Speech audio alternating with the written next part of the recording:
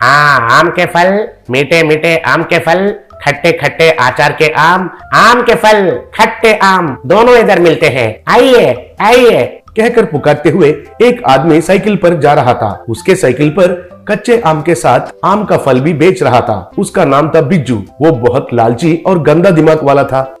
खरीदने वालों को सड़ा हुआ आम के फल देकर बेकार के बातें कहकर ज्यादा पैसे लेता था। उसको लक्ष्मी नाम की बीवी और एक बेटा और बेटी थे।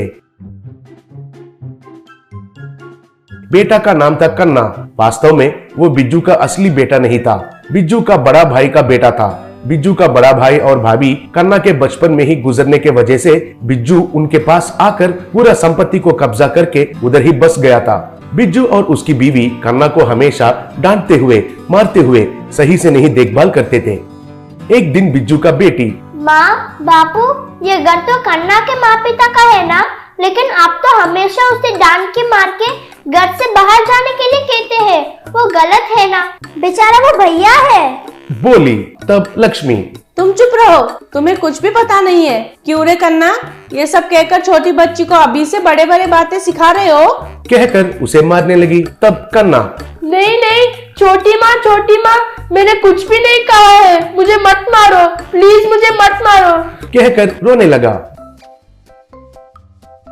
एक दिन लक्ष्मी, अरे कन्ना, मेरा पति हर रोज धूप में आम बेचकर इतना मेहनत कर रहा है और तुम तो आराम से घर में बैठकर खा रहे हो। अब से ये कुछ भी नहीं चलेगा। आज से तुमको ही जाकर आम बेचकर पैसा लाकर देना होगा। एक आम को भी बेचे बिना वापस लाए तो तुम्हारा पिटाई करूंगी, बोली। तब कन्ना, माँ मुझे आम बेचना नहीं आता है, फिर भी सब आम बिक्री नहीं होंगे ना माँ? कहा। तब बिज्जू, बेचना ही पड़ेगा, नहीं तो तुम्हें खाना नहीं मिलेगा, कहा।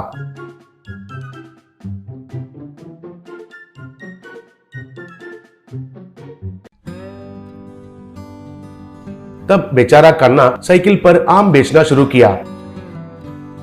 शाम होने तक कुछ आम बच गए थे। घर वापस गया तो बिज्जू और उसकी बीवी कन्ना को बहुत डांट कर उस दिन उसको खाना नहीं खिलाए थे। तब बेचारा कन्ना पानी पीकर खाली पेट सो गया। ऐसे हर दिन होने लगा।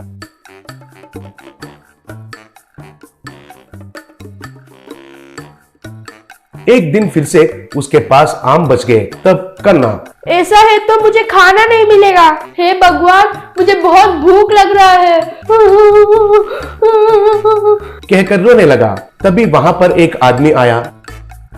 वो आदमी, बेटा मुझे तुम्हारे पास जो आम है वो सब चाहिए, कहकर पूछा। तब कन्ना बहुत खुश होकर, सब आम चाहिए? अरे वाह, आज मुझे अच्छा सौदा मिला है, आज मुझे खाना मिलेगा, ठीक है ले लीजिए, कहकर खुश हुआ। तब वो आदमी उसका मुंह खोलते ही सारे आम उसके मुंह में चले गए। वो देखकर कन्ना हैरान रह गया।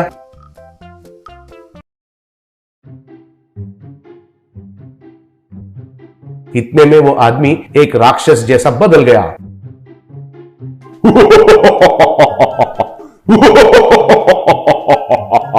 कहकर हंसने लगा। तब कन्ना और भी घबरा गया।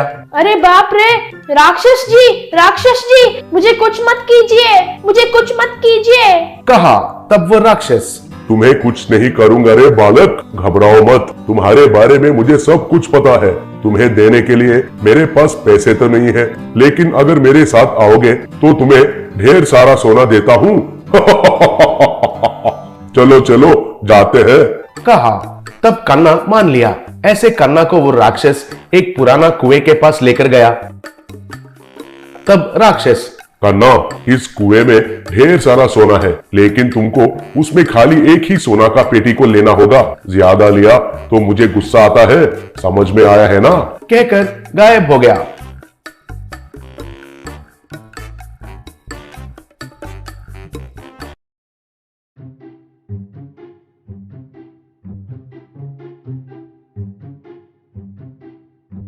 कन्ना कुएं में उतरकर देखा तो उसे उधर ढेर सारे सोने के पेटी दिखाई दिए। तब कन्ना उसमें से एक पेटी को लेकर घर वापस निकल पड़ा। घर वापस आकर बिज्जू और लक्ष्मी से जो हुआ वो सब बताया। तब बिज्जू कन्ना को चार लगाकर, अरे वो बेवकूफ डेढ़ दिमाग कहीं का, खाली एक ही पेटी को लेकर आए हैं क्यों? सारे लेकर आ सकते हो ना। ए लक्ष्मी, चलो चलो जाकर पूरा सोना को लेकर आते हैं, कहा। तब कन्ना, नहीं पापा नहीं, वो राक्षस तो केवल एक ही पेटी लेने के लिए कहा था, नहीं तो उसको गुस्सा आएगा। नहीं पापा नहीं, कहा। तब लक्ष्मी, उस राक्षस का मुंह, पहले वो कुआं कहाँ है दिखाओ रे नमूना। चलो वो राक्षस हमें क्या करेगा वो भी देखते हैं, बोली। ऐसे कन्ना उनको उस कुएं के पास लेकर गया। तब वे दोनों नीचे उतरकर देखे तो ढेर सारे सोने के पेटी दिखाई दिए। वे उनको लेकर जाने के लिए देख रहे थे, तभी राक्षस उधर प्रकट होकर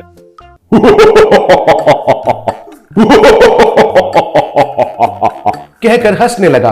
तब वे दोनों एकदम डर गए थे। तब राक्षस, तुम दोनों इधर आएंगे कहकर मुझे पता है। छोटे बच्चे को पकड़कर बहुत सताते हो, और एक बार कन्ना को कुछ कहा या फिर कुछ किया तो मेरे हाथों में मारे जाओगे, खबरदार, कहकर दोनों को पकड़कर खूब पीटने लगा। तब वे दोनों, बाप रे बाप, बाप रे बाप, फिर से ऐसे गलती नहीं करेंगे, कन्ना को अच्छा देखभाल करेंगे, कहकर चिल्लाने लगे। उस दिन से दोनों कन्ना को अच्छे से देखभाल करना शुरू किए। एक गांव में विठल नाम का एक धनवान का बेटा हुआ करता था। वो अच्छे अच्छे ड्रेस पहनकर, महंगी कार में घूमकर, पार्टी, पब, दोस्तों के साथ ऐसे ही मस्ती वगैरह करता रहता था। पिता जितना भी कहते कि आकर व्यापार देख लो, वो सुनता ही नहीं था। अब्बा पिताजी, अभी तो पढ़ाई पूरी हुई है, अभी से जिम्मेदारी सौंप रहे हो। अरे मामा जी कब आए हो? कहते ही पिताजी पीछे पलटकर देखे तो वहाँ कोई नहीं था। वो देखकर विठल यूं हंसने लगा। तब पिताजी, बेटा क्या ये छोटे बच्चों की तरह करते रहते हो? तुम अब तुम्हारा ये प्रैंक्स नहीं बंद करोगे क्या? लोगों को यूं तंग करना गलत बात है बेटा। तुम जो प्रैंक्स कर रहे हो उसकी वजह से कभी तुम्हें ही कोई खतरा हो सकता है, ध्यान से रहना, यूं कहा विठल। क्या पिताजी, मैं तो यूं ही मजाक करता रहता हूँ, उसकी वजह से बस थोड़ी हंसी आती है, उसके लिए क्या ये सब? यूं कहा। वो गांव में भी प्रैंक्स करते रहता था। जैसे एक नोट पर रस्सी बांधकर दूर खड़े होता था। अगर कोई उस तरफ आकर नोट की ओर झुकता तो उसे खींचकर हंसने लगता था। अपने ड्रोन को उड़ाकर सर पर फल वगैरह लेकर जाने वाले लोगों के ऊपर से फल चुराकर ले जाता था। एक बार उसके 4 दोस्त आए। वे लोग उसे बात करके, विठल, गांव में सब लोग तुम्हें भला बुरा कह रहे हैं, मेरे बात मानो और वो प्रैंक्स करना छोड़ दो रे, यूं कहा। विठल मन में, कमीनो, मुझे ही सलाह दोगे? इन्हें सबक सिखाना ही होगा। यूं सोचकर, मुझे भी ये प्रैंक से बहुत बोर हो गया है, मैं नहीं करूँगा। कल हम अपने फार्म हाउस जाकर मस्ती करते हैं, स्विमिंग पूल में तैरते हुए अच्छे से पार्टी करते हैं, यूं कहा। वे सब ठीक है बोले। अगले दिन वो अपने कार में अपने कुत्ते स्कूबी को ले जाकर फार्म हाउस आया। उस पर वो एक टाइगर का ड्रेस डाला। स्कूबी, मैं आहा ओहो कहकर जोर से चिल्लाऊंगा, तब तुम आकर स्विमिंग पूल में कूदना। अगर ऐसे किया तो खूब सारा चिकन और मटन दूंगा तुम्हें, ठीक है ना? यूं कहा। तब स्कूबी पाउ पाउ पाउ यूं ठीक है बोला। फिर सारे दोस्त आने के बाद सब लोग स्विमिंग पूल में तैरते हुए मजे कर रहे थे। स्कूबी एक जगह पर खड़े होकर कब बुलाएगा इसका इंतजार करने लगा। तब विठल, दोस्तों पार्टी मस्त है ना? आहा ओहो यूं पुकारा। बस स्कूबी आकर पूल में कूद गया। वो देखकर सारे दोस्त अरे बाप रे, टाइगर टाइगर यूं पुकारते हुए डर से तैरकर भाग रहे थे। तो वो देखकर विठल हंसने लगा।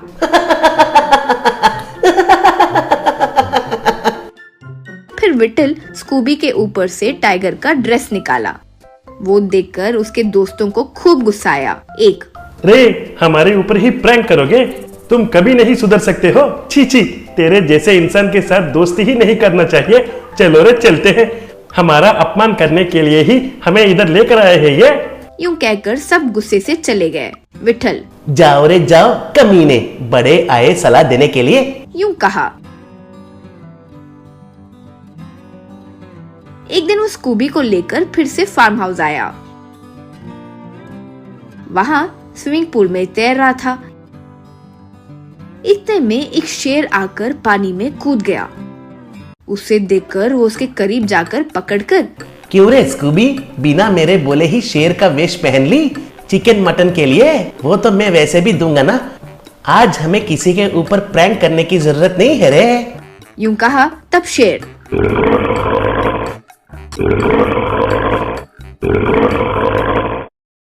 यूं कहकर पुकारा, विठल। बाप रे, आवाज का भी इमिटेशन बहुत अच्छे से कर रही हो, ये कहाँ से सीखी? यूं कहा तो वहाँ स्कूबी आकर पाउ पाउ पाउ पाउ यूं पुकारा।